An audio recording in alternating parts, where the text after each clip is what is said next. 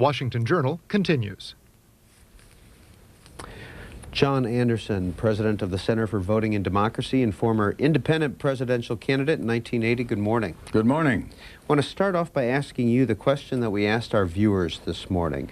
What should be the role of dissenters in a time of war here in the U.S.? The role of a centrist? Dissenters. Oh, of dissenters. Quite a difference there. Well, it seems to me that we have to be very, very careful to make sure that there is a role for dissenters, that we don't get swept up into the kind of false patriotism that does not suffer gladly the right of people to express differing views. And I think that leaves an awful lot of room in a healthy democracy for people to express different points of view.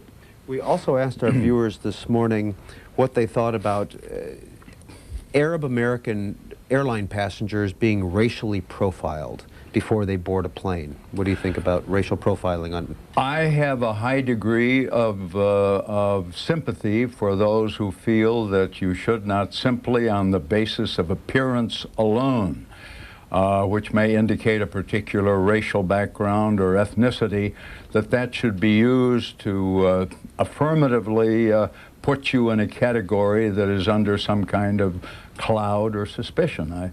I think that would start a very, very dangerous trend. I'm, as a student of constitutional law, I'm certainly aware of what happened in 1941.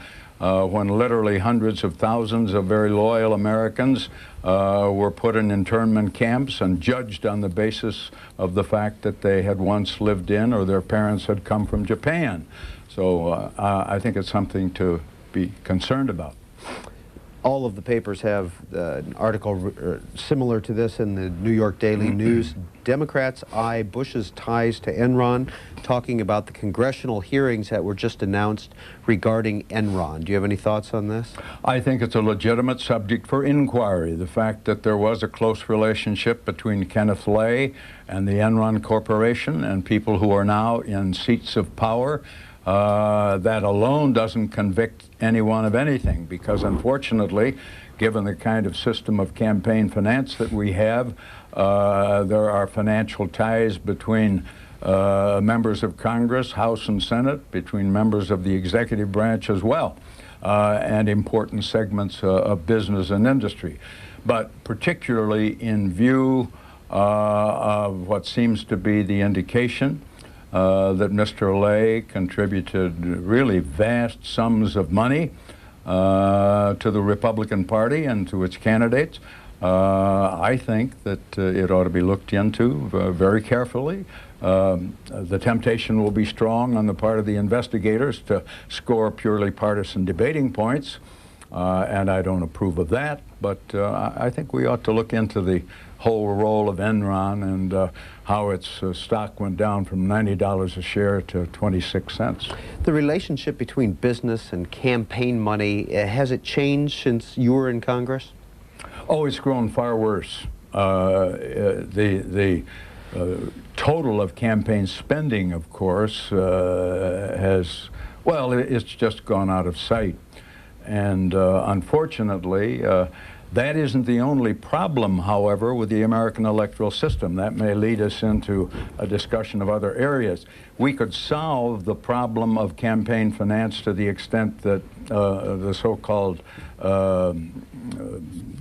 present bill that's being talked about, Shays-Meehan in the House and the McCain bill in the Senate, the McCain-Feingold bill, we could pass that legislation and we would still have, I think, a political system that today is not functioning as effectively as it should.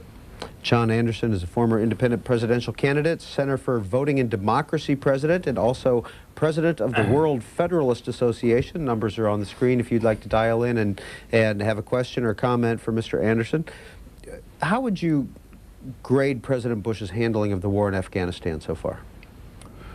Oh, I believe to the extent that there was a prompt response and apparently an effective one in routing the Al-Qaeda And even though we haven't captured, apparently, the Mullah Omar or Mr. Osama bin Laden, it seems to me that on the whole, the matter on the military front has been handled in a satisfactory manner. Now, of course, we face a huge task in setting about to try to assist in the reconstruction, and it's there that I hope that some early signs of a much too unilateral approach on the part of this administration will be replaced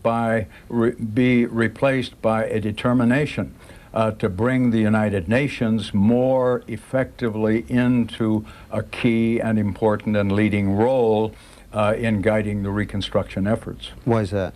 Well, it's because, in general, I think we've arrived at a stage in world history where the United Nations needs to be vastly strengthened and empowered. It needs to be given responsible tasks. Of course, under the present charter, it can't do all of the things that I personally would like to see it be able to do. But I think it could play a much more important and effective role than it has to date.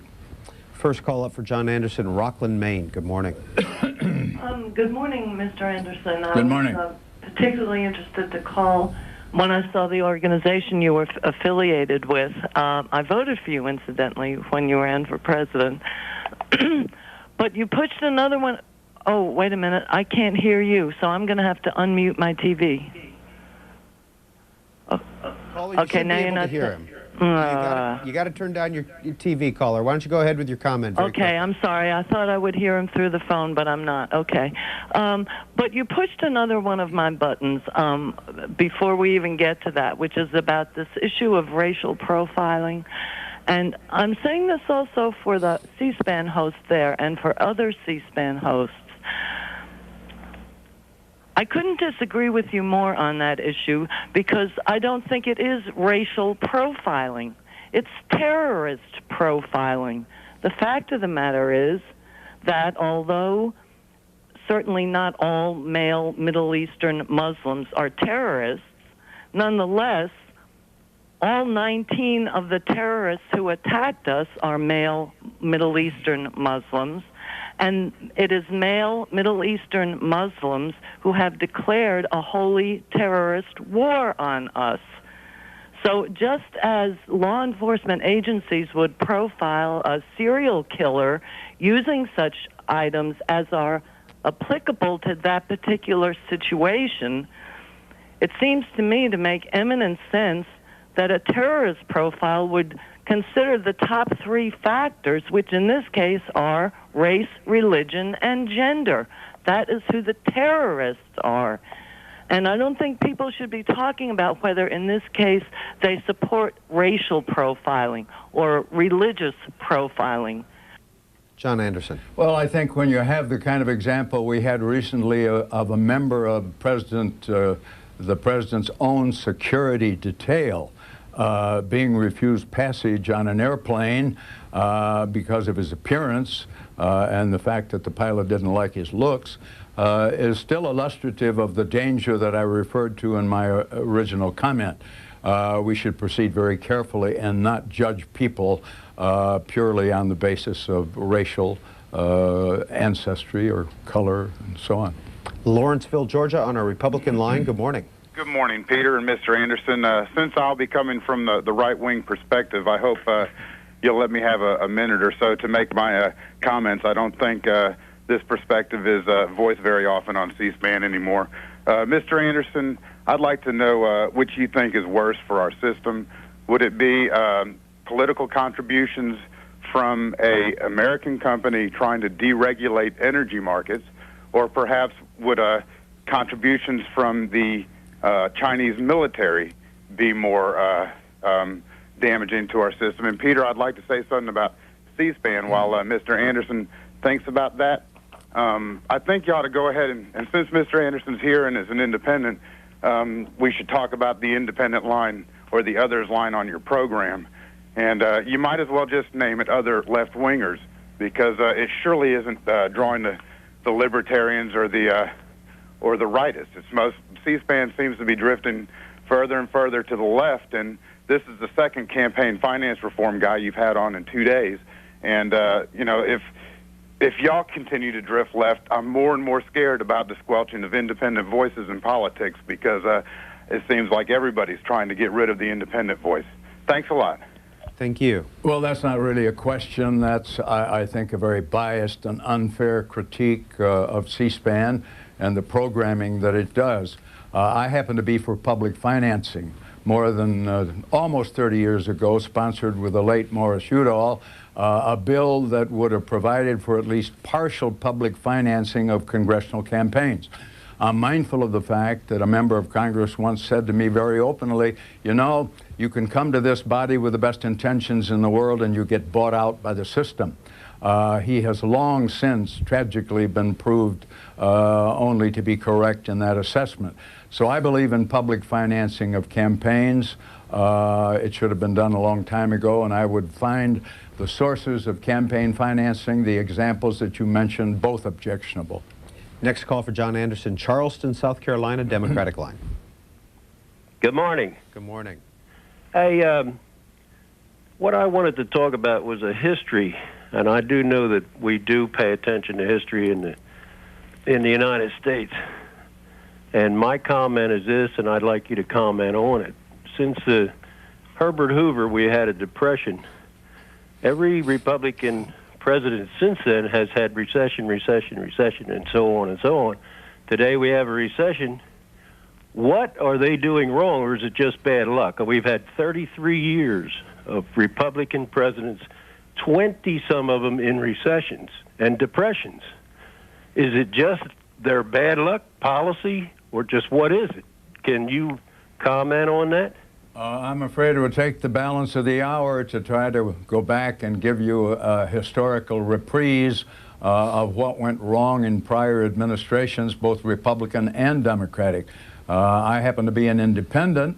I don't take responsibility at this stage of my career for Republican or Democratic administrations, either one.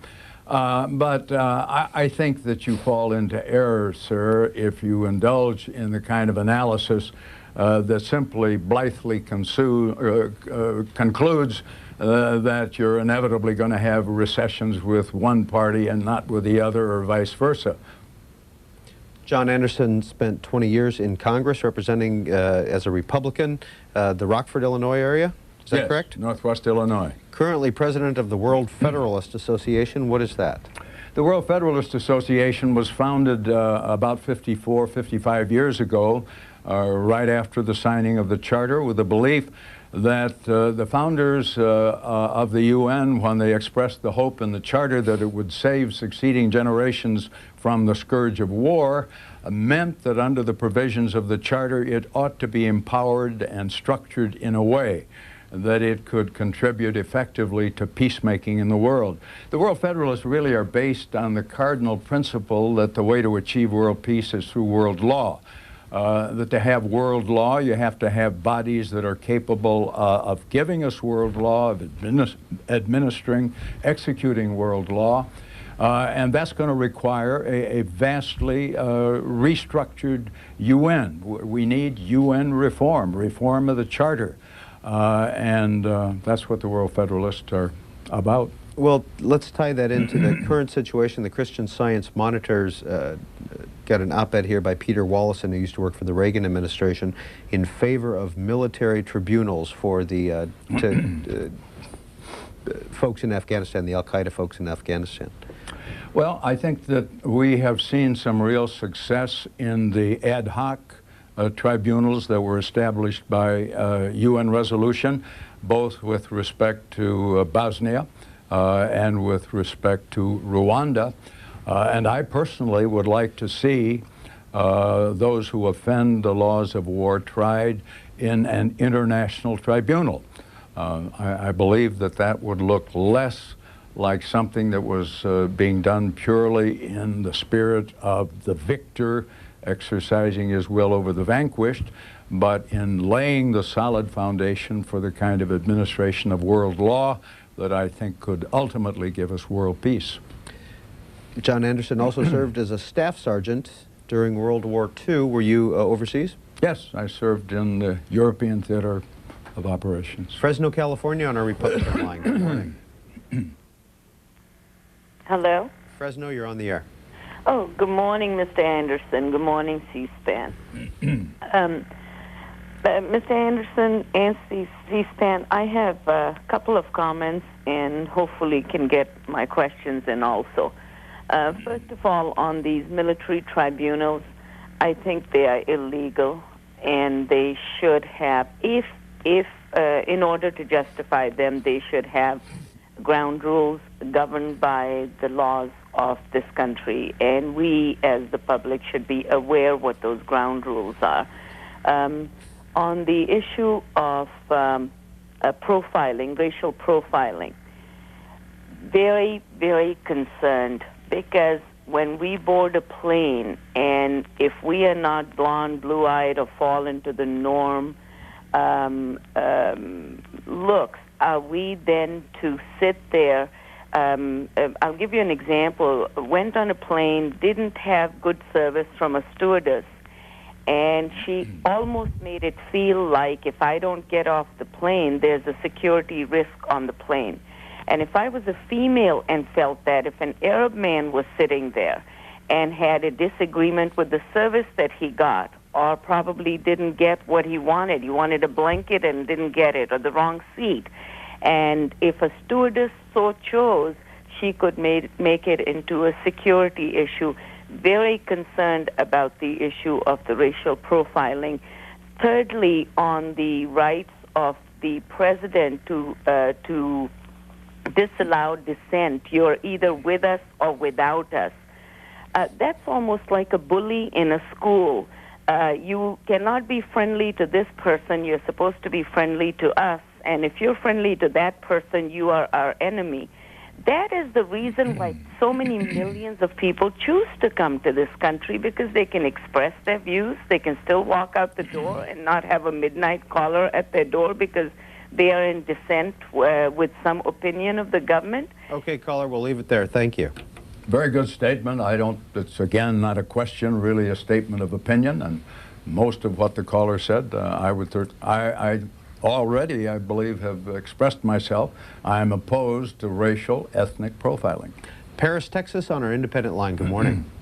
Yes, sir. I would like to comment on the ignoring of the Constitution, which has gone on up in Washington now for about 70 years. We need to get back to the original precepts of the U.S. Constitution, which provided for a limited federal government, not a government which is turned into the most powerful, the most indebted, and the most expensive government in the history of the world.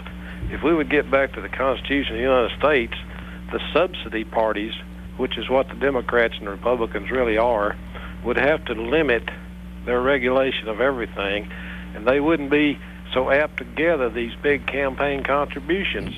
These people that contribute millions of dollars to the Democrats and Republicans do so because they want favors out of the government.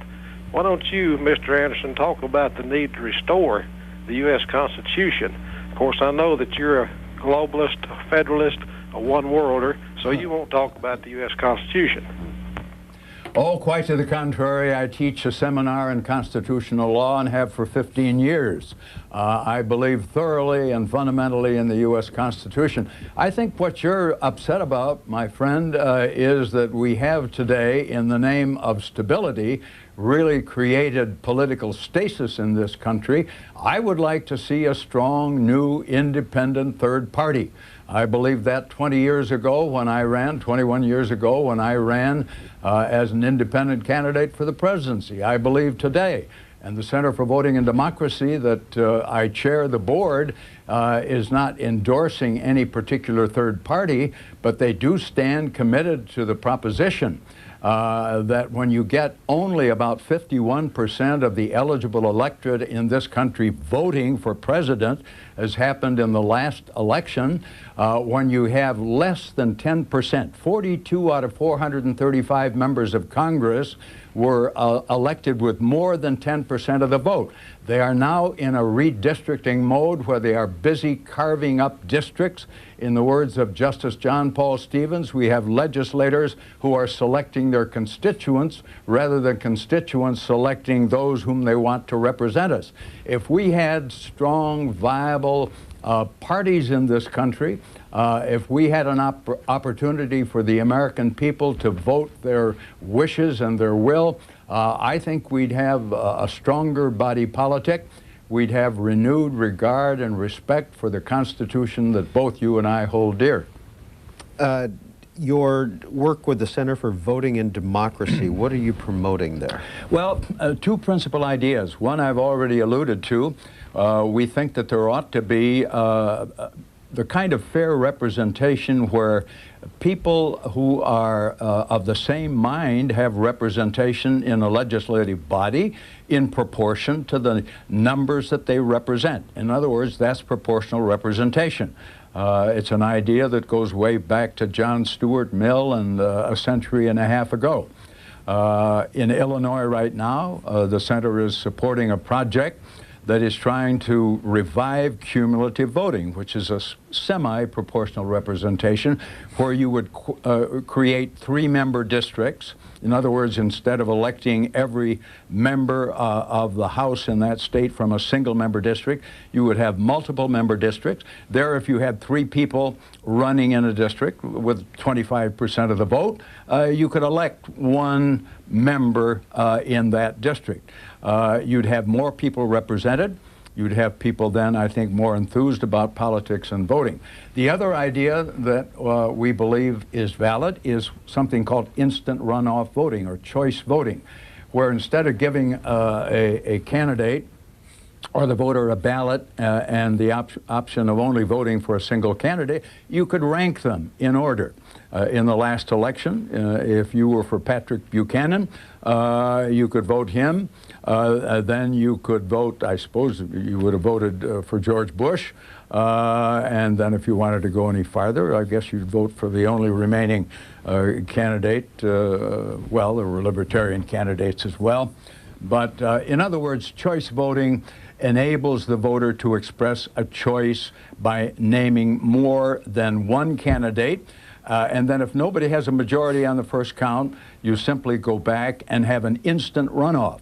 20 states or more today have runoff elections as it is for state and local office. Here you would simply, with computers, very quickly decide that the second choice of that voter whose candidate had ended up with the least number of votes and therefore is eliminated from the count, you would look at the second choice of that voter, assign it accordingly, and that way we wouldn't have waited 35, 36 days to decide who the president was and have to depend on the Supreme Court. We could have decided shortly after midnight that either Al Gore or George Bush had received a majority of the votes. So instant runoff voting. It's a very live option. It's been introduced in the form of legislation by the Speaker of the Assembly in California, where they're trying to put it through for special elections. We'd like to see it tried on the federal level as well. So instant runoff voting, choice voting. It's used to elect the President of Ireland. It's used to elect the Lord Mayor of London, the lower house of the Australian Parliament. There are many situations where I think it would encourage third-party candidates because they would not be discarded simply as spoilers. You could give that third-party or independent candidate your first choice and know that your ballot wasn't being wasted, because if he didn't get a majority, he would be dismissed as a candidate, and you would look at the second choice that that voter had made and assign it to the remaining candidates in the race. And I think that way we would have livelier election contest. We wouldn't end up with the kind of stalemate that we did in November of 2000. Last call for John Anderson, Orlando, Florida, Democrat. Go ahead, Orlando. Yes, the GAO went through the Orlando, Florida, and the Washington, D.C. airports with fake IDs from the internet. They went through all the secure areas with fake IDs, including Secret Service IDs. So the pilot was within his rights to throw off the Secret Service agent. And I know these Secret Service agents, and many of them are criminals. And the fatal shot of John F. Kennedy Okay, came caller, from... we'll leave it right there. Any final thoughts? Well, it's just, I'd like to revert to the point that I was trying to make in the answer to the last question, that I am concerned about the health and strength of our democracy. And I think as we proceed, particularly in this year, 2001, with redistricting, the prospect that we will be allowing legislators to create seats that they would then hold through the entire remainder of the decade with margins of, as I said, of 10%. We don't have the kind of competitive politics today that a vibrant, strong democracy deserves and that we could have if we went to the kind of basic reforms of the political structure itself that I referred to. If we had cumulative voting, if we had, first of all, a National Reform Commission. There was some pretty good legislation actually introduced by Jim Leach of Iowa and by Vic DeFazio of Oregon in the last Congress that would set up a National Electoral Reform Commission that, among other things, would study the kind of propositions that I have just referred to and report back to the American people. We need to be concerned about a system where, I repeat, only about half of the eligible voters are even bothering to cast a vote for the highest office in the land. So you talked about a viable third party. Would the system that you have advocated, would that not lead to maybe 10 parties, 11, 12 parties? No, because they have exactly what I have described in a number of democracies and European countries in particular. Most European countries have some form of proportional representation, and they have strong, viable governments. So quite to the contrary, we mistake, I think, stasis for stability. We argue that in order to have a stable political system, we've got to continue in the same mode that we're in. And I would argue, and I think the evidence is there to sustain the case, that instead of stability, it has simply given us stasis, and our system is frozen and immobile, and it's not reacting as effectively and responsively to the voters of this country as it should. John Anderson, Center for Voting and Democracy, thanks so much for joining us. Thank you. We're going to continue in just a few minutes our series on legislative initiatives of the past 10 years and their effects. Today we're going to be looking at the Freedom to Farm legislation with Phil Brasher of the Associated Press. We'll be right back.